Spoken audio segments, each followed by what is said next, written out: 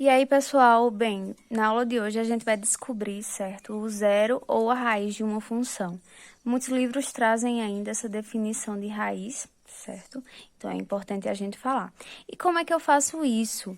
Bem, pessoal, a gente precisa descobrir quem são os coeficientes dessa função que foi dada. F de x igual a 3x menos 6. E como é que eu descubro? Eu faço a comparação com a lei de formação.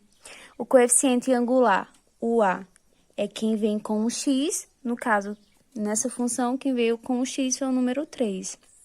E b é o coeficiente linear, é o termozinho independente, que não está ali com o x, mas ele aparece, ok? Então, b igual a menos 6.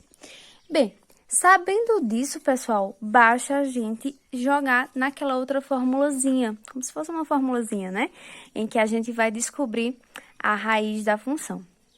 Bem, olhando para essa função, eu consigo identificar se ela é crescente ou decrescente, né? Basta a gente olhar para o coeficiente angular, se ele é positivo ou negativo. No caso, 3 é positivo. Então, a gente já sabe que a função ela é crescente. Outra informação que eu consigo ter sobre essa função é que ela vai cortar o meu eixo y exatamente ali no menos 6.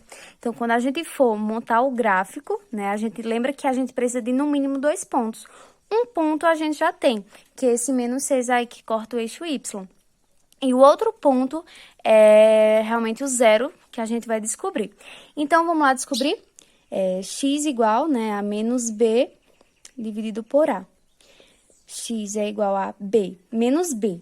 Quem é b? B é menos 6, então a gente vai colocar menos da formulazinha e o menos do meu número, né, do meu coeficiente angular. Então, se tiver 2 menos, coloca o parênteses, tá? Fica mais interessante, a gente não se perde.